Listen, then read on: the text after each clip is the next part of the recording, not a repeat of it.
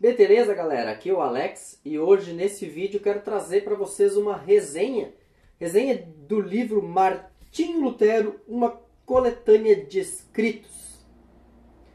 Quero agradecer aqui em primeiro lugar a editora Vida Nova, que me mandou cordialmente o livro em PDF para que eu pudesse ler no meu Kindle.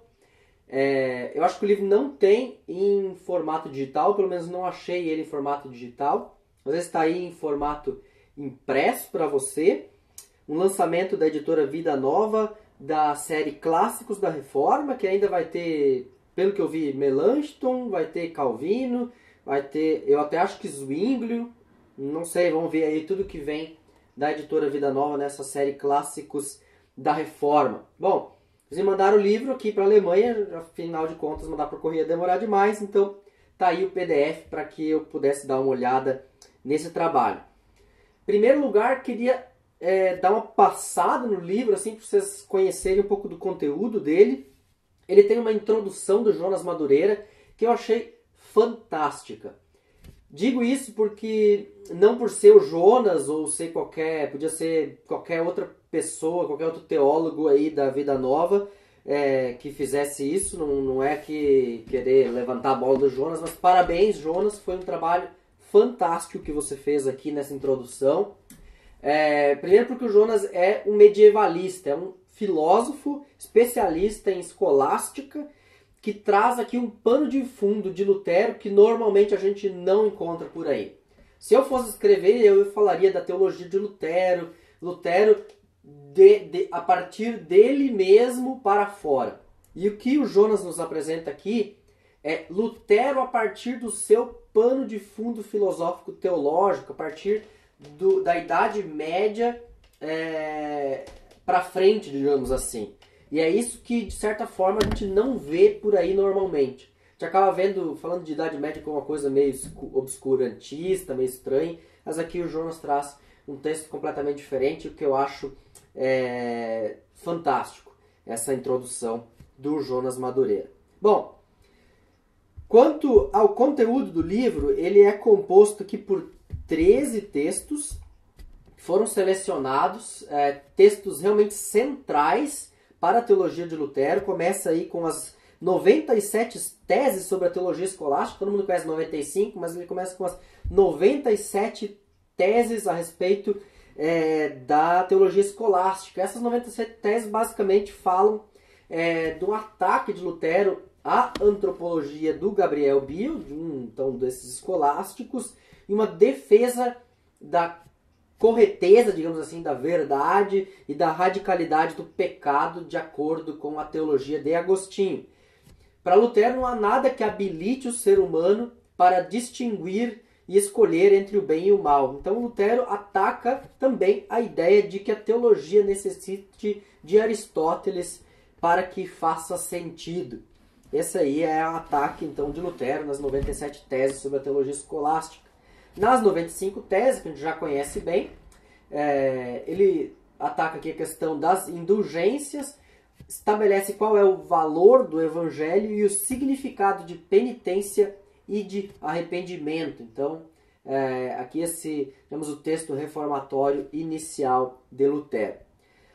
Próximo texto é a controvérsia de Heidelberg. Nesse texto, nesse debate, Lutero havia sido acusado de heresia, por isso ele foi chamado para a cidade de Heidelberg para defender as suas ideias perante aí um encontro interno da ordem dos agostinianos. Nesse debate, Lutero então defende, ou faz uma diferença, melhor dizendo, entre o teólogo da glória e o teólogo da cruz. O teólogo da glória é aquele que usa todo o aparato filosófico, aquele que se utiliza, aquele que se confia na razão, na sua própria capacidade de distinguir, de compreender as coisas, aquele que fia em si próprio e acaba especulando, indo longe demais, indo além daquilo que a Bíblia diz na sua teologia. E aí é um ataque generalizado a toda a teologia escolástica novamente. Enquanto isso, o teólogo da graça é aquele que se fia exclusivamente no Evangelho, é aquele que tem uma postura de humildade perante Deus e faz teologia apenas a partir daquilo que a Bíblia é clara, apenas daquilo que está revelado. Bom, próximo texto é o Sermão sobre as Indulgências e a Graça. Se nas 95 teses Lutero coloca assim de ponto, assim meio que em frases curtas e bem pontuais o seu ensino e a sua crítica a respeito da penitência e da compra, digamos assim, do perdão, aqui Lutero faz isso a partir de uma pregação, onde ele coloca de forma mais, digamos assim, mais clara, mais evidente, mais pedagógica para as pessoas a sua compreensão, e acaba deixando de lado alguns pontos onde ele critica o Papa e tudo mais. Algumas críticas ele deixa de fora aqui nesse sermão, se concentra naquilo que é o coração da sua teologia com relação às indulgências e à graça. Próximo texto é o Sermão sobre as duas espécies de justiça, onde Lutero faz uma distinção entre a justiça própria e a justiça de Deus.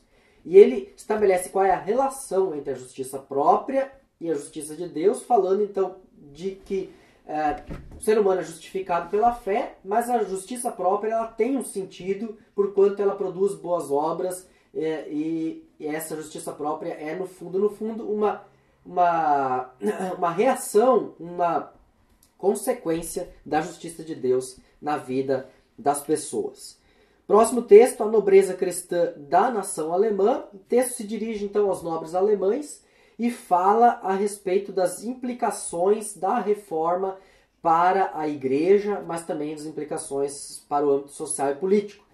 Lutero diz que Roma está cercada por três muros que precisam cair. São eles: o Papa se coloca acima das autoridades civis, o Papa monopoliza a interpretação das Escrituras e o Papa se coloca acima dos concílios. E aí ele apresenta uma série de ideias suas para a reforma da igreja. Seriam elas o sacerdócio universal de todos os crentes, ele conclama ao fim dos votos monásticos, defende o estabelecimento de uma caixa de auxílio social, de forma que o dinheiro não vá mais para Roma, mas fique nas cidades e possa ser usado para a melhoria da vida social na cidade, e uma mudança no ensino da teologia, tendo a Escritura, tendo a Bíblia como ponto central, como papel central, e não mais os debates escolásticos sem fim.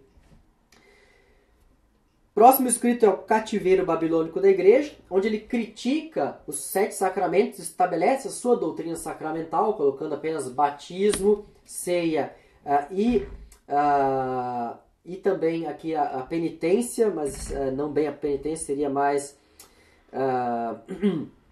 um outro termo aqui que ele coloca para penitência, como os 3 sacramentos que ele vai definir. Para o sacramento, então, necessita uma ordem bíblica explícita, uma palavra da promissão e um sinal externo. Por isso, batismo e ceia permanecem, e aí o sacramento da confissão, agora lembrei, da confissão dos pecados, ele carece de um sinal externo, por isso Lutero fica em dúvida se ele é um terceiro sacramento ou não. Até um certo momento ele permanece, depois ele acaba mudando de opinião em outros escritos.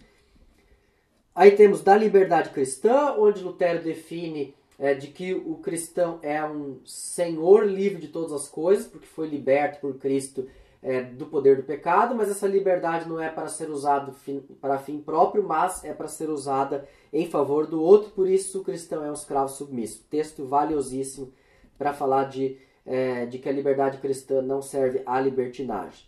Prefácio aos Romanos, próximo texto, onde Lutero talvez é o maior prefácio que Lutero escreve aos livros da Bíblia, e ele define como o livro de Romanos como livro talvez mais central das Escrituras para a compreensão das doutrinas do Novo Testamento. Por isso, o livro aos Romanos precisa ser ouvido mais alto.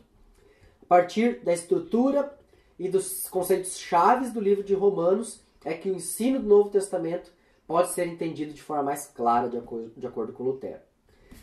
Próximo texto é da autoridade secular até que ponto se ele deve obediência, onde de certa forma a assim chamada doutrina dos 2 reinos pode ser mais ou menos extraída e compreendida, e ali Lutero defende até onde a autoridade secular tem poder, qual é o âmbito da sua atuação e qual é a sua limitação, e também qual é a autoridade do Evangelho e para que o Evangelho foi constituído, ou seja, para a salvação eterna, enquanto a autoridade secular para a conservação da vida e da ordem neste mundo.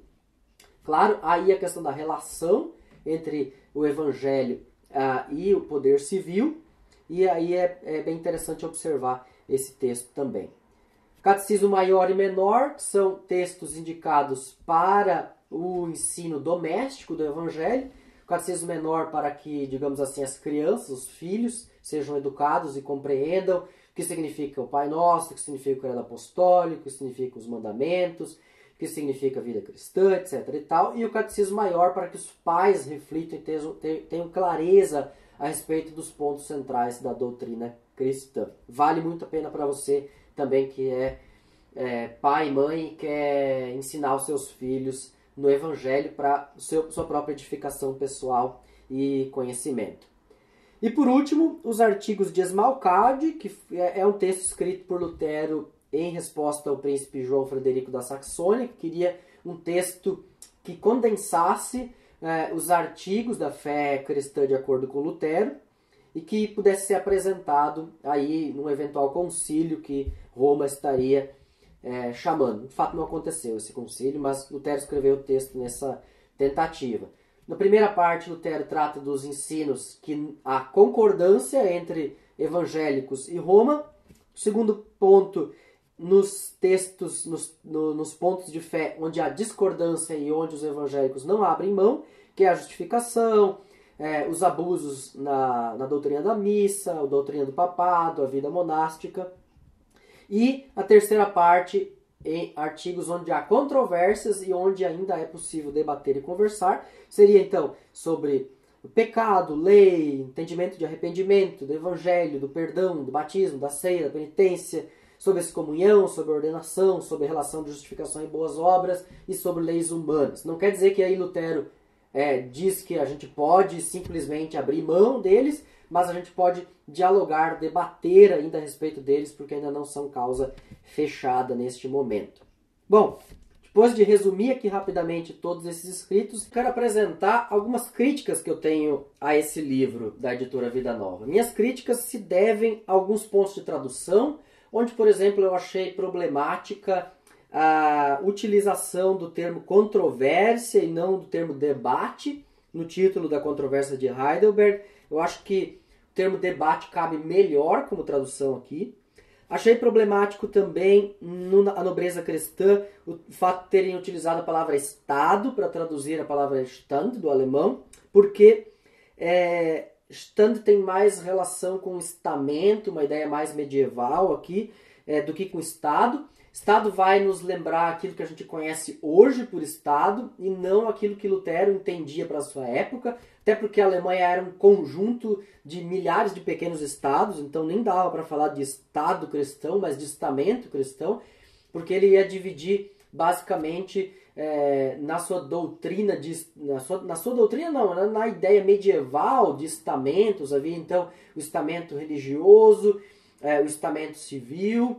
E ele vai dizer que todas as pessoas cristãs pertencem ao estamento cristão. Então aqui não tem ideia de Estado, mas tem a ideia do conjunto de cristãos que vivem num Estado, que habitam esse Estado, que é composto por diversos principados, etc. e tal. Então aí, e claro que tem aí implicações social, política, como eu já falei um pouquinho antes, quando eu resumi esse texto. Por isso eu acho que Estado não é legal, eu prefiro a ideia de estamento.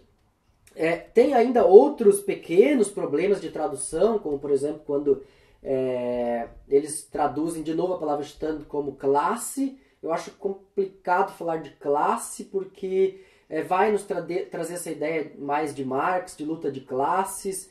E a ideia original é, de novo, essa ideia dos estamentos, né? O estamento espiritual, o estamento secular, os monges, os camponeses, os nobres. Quando foi feita a tradução aqui, eu não consigo saber de onde vem o texto original. Falta essas notas, sabe? Eu não sei se o texto foi tirado da edição de Weimar, da edição de Erlangen, de outra edição crítica moderna, se baseou-se em um texto antigo, se foi pego uma impressão de Leipzig, uma impressão de Wittenberg, uma impressão sei lá, de Nuremberg. Eu não consigo saber isso. Isso é importante para até mesmo para um trabalho acadêmico, de a gente entender de onde veio e poder às vezes comparar a tradução com o texto original. Eu achei isso que falhou aqui. Claro, poderia ter talvez até algumas pequenas introduções aos textos específicos, mas enfim, isso talvez nem atrapalha o proveito desse livro. Essas críticas que eu estou fazendo aqui não é para diminuir a obra, talvez a editora possa trabalhar essas minhas críticas aí numa futura edição, numa futura segunda edição, para trazer um pouco mais de clareza. Por exemplo, eu não entendi, por exemplo, no sermão sobre as duas espécies de justiça, de onde vem o texto, porque o título original está em inglês, eu não sei se baseia numa edição inglesa aqui, por exemplo, ou na alemã, ou latina. Não entendi aqui bem. Precisaria de um pouco de esclarecimento maior aqui nessa parte. Bom, fechando o nosso vídeo, resumo. Eu recomendo a compra desse livro para você que quer ter os escritos centrais de Lutero na sua estante. Se você fosse comprar estes textos na edição clássica da editora Sinodal e Concórdia, você precisaria talvez uns 5 volumes. Ia gastar aí perto de uns R$400, R$300 para ter isso tudo na tua estante.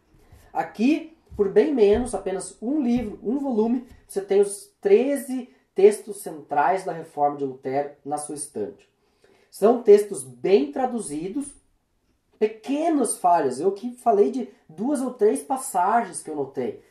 Eu acho que o texto está bem traduzido, está fluente, está legal, está fácil de ler, não é complicado, também não é uma linguagem moderna, não é uma nova tradução à linguagem de hoje de Lutero, não é por aí. É uma tradução que conserva o estilo e a forma de Lutero.